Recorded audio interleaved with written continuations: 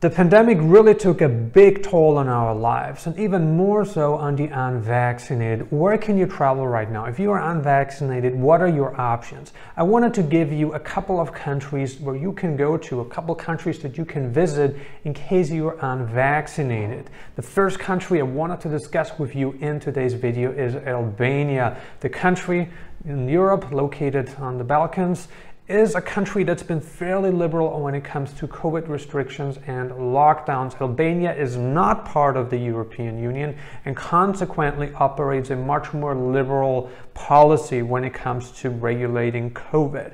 If you want to go to Albania right now, if you are fortunate enough to be from the United States, you're granted a 1-year tourist visa. So Albania is indeed a very liberal country. And one of the good things about Albania, and you're going to hear this from the people that you talk to, from people who have recently visited Albania, is that mask mandates aren't really enforced as much as they are in neighboring countries. If you happen to be from any other country, from any other Western country, if you're from the European Union, if you are from Australia, if you're from New Zealand, Singapore, Latin America, it doesn't matter where you're from, you can visit Albania for up to 90 days within a 180-day period. All right, let's jump over to the Caribbean and talk about the Dominican Republic. Great beaches, great lifestyle, especially for a winter gateway. A lot of people want to spend the winter, and even late autumn and spring in the Caribbean, and you probably don't have to ask too many questions as to why they're doing it. It's simply because of the fantastic weather, the amazing beaches, and the relatively affordable cost of living. The Dominican Republic also offers a vibrant dating scene. Just ask any nomad that has spent a good amount of time in the Dominican Republic, and he's probably going to be able to tell you about his great experience when it comes to the dating life. The Dominican Republic does not require you to be vaccinated. If you're unvaccinated, you're more than welcome to visit the Dominican Republic. No PCR test required. Right, let's jump over to the other side of the world and talk about a couple countries there. Thailand is a country that has been open to unvaccinated travelers for quite some time now. Since the country decided to reopen its tourism sector, it is welcoming the vaccinated and the unvaccinated. Here's the thing with Thailand. If you're vaccinated and you travel to the country and have a negative PCR test done before departure and tested negative upon arrival, there's no quarantine required. Should you arrive unvaccinated, you can still visit, but you do need to test negative against COVID several times, and you need a quarantine. This is something that a lot of people are unwilling to do, but then there's people that are staying in Thailand for more than just a couple of weeks, and for them undergoing this process is not really too much to handle. I understand that for somebody who just wants to spend a couple of weeks, it isn't really worth spending 10 days in the can and hoping that everything pans out all right. You have to consider the costs here, right? If you come as an unvaccinated traveler, you need to pay the quarantine hotel yourself as well as the tests. And potentially testing positive for COVID means that you may stay in the hotel for longer than the proposed 10 days. Pretty much until you test negative, you're gonna have to remain at your hotel, at the government-approved hotel facility. This is something that is pretty much gonna scare off a lot of people that are like, no, I don't wanna put myself through this, because there's a lot of uncertainty around this. But then there's people that are like, well, I have the Thai Elite visa, or I have some kind of smart visa that allows me to work in Thailand, that allows me to invest in Thailand, that allows me to live in Thailand permanently, where I say, well, this is not too much of a problem for me personally. In case you're unvaccinated, you may want to consider Mexico. The country located in North America has been welcoming unvaccinated travelers pretty much since the beginning of the pandemic. Traveling to Mexico doesn't require a whole lot of work. All you need to do is fill out the health form, which you are handed on the plane. In case you want to do it online, then you're welcome to do it prior to departure. Mexico has been fairly lenient when it comes to allowing people to enter the country. But then there's people that say, well, what happens once you're in the country? Because Mexico does have some COVID regulations. When you go to Walmart, when you go to Aki supermarket, when you go to restaurants, yeah, you do need to disinfect your hands. They measure your temperature, and if anything is out of the ordinary, if you have a fever, then you're not allowed to enter the restaurant. That's just how it is. And a lot of people don't like dealing with this stuff, but I think it's very minor. It's not something really drastic, because you can probably just go to another place, if that's the case. It doesn't mean that you have COVID, but you could still do that. Mexico is great because, if you haven't spent a lot of time in the country recently and over the years, you're very likely to get 180 days on your tourist visa. Some people have had problems getting 180 days, especially those flying into Mexico City.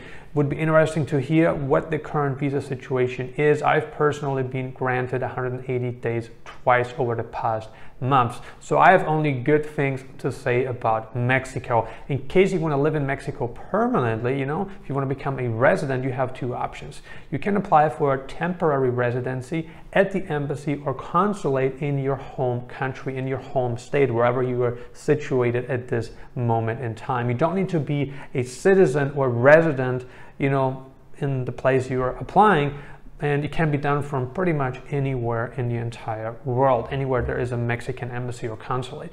In case you want to apply for temporary residency, then you need to have savings of at least $35,000. That must have been your minimum account balance every single month for the past 12 months.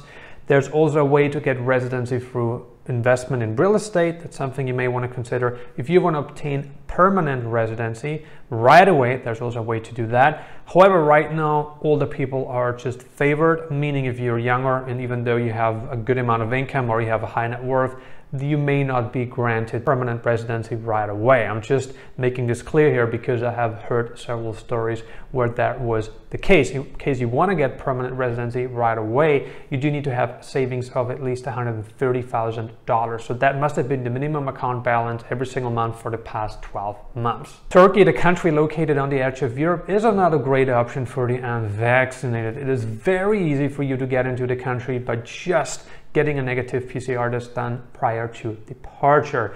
So this is fantastic news. There aren't that many countries, where you can do that. I mean, there's a lot of countries like this in Europe, a lot of countries like this in Latin America, but if we take a look at Asia, that really isn't an option. Who wants to go to Turkey, or who should go to Turkey? Well, Turkey is actually a country of diversity.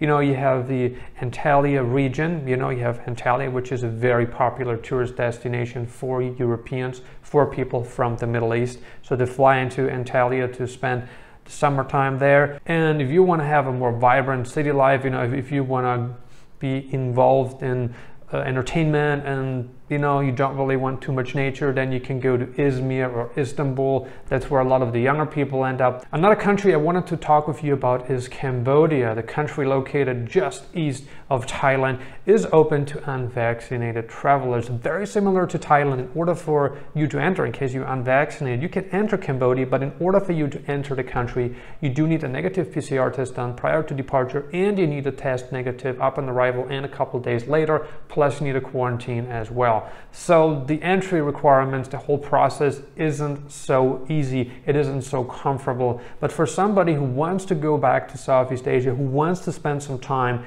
in the tropics and be in the Far East, enjoy the vibrant dating scene, the cheap cost of living, and play poker in Phnom Penh, Cambodia, or whatever you intend to do there, then this would be your option. This would be a great option for you, but there is a cost. How could you stay in Cambodia for the long term is a question that's been asked among people, especially the Southeast Asia guys that have been spending a lot of time there but have been out of the country, have been out of the region, and now want to get back in. How it works with Cambodia is you get a 30-day tourist visa upon arrival, and then you can convert it into a business visa. Well, it's not exactly a conversion that's happening, but you have to apply for a business visa. You need to find a visa agent. The fees between $300 to $400. And the last country, Bulgaria, the country located in Eastern Europe, is becoming more popular among digital nomads. Why is Bulgaria such a great option? Well, it really is a great option because it is extremely cheap to live in Bulgaria. People like it because Bulgaria has great food.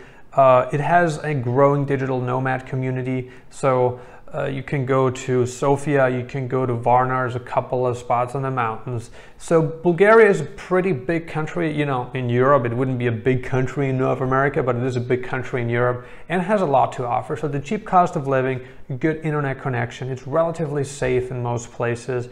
and it has really a lot to offer. You know, the proximity to Greece, you know, it's just a couple-hour drive if you want to drive to Greece, or if you want to go anywhere else in Eastern Europe. So it has a pretty good location. If you want to get into Bulgaria, then all that's really required from you is to show a negative PCR test. There's really not any other requirements at this moment in time, and you can stay in Bulgaria for up to 90 days if you're from the United States or Canada, Australia, New Zealand, Singapore, Hong Kong, Malaysia, you know, Latin America. You know, you can stay in Bulgaria for up to 90 days. Bulgaria also has citizenship by investment programs that require a pretty decent, pretty healthy investment of multiple six figures into either real estate, government approved bonds, and there's a couple of other options available as well. Which of the discussed countries do you want to visit in the coming weeks and months? Leave a comment below and let us know. Consider subscribing if you haven't already. I'm uploading new videos on digital nomad locations, travel updates, and visas several times a week right now.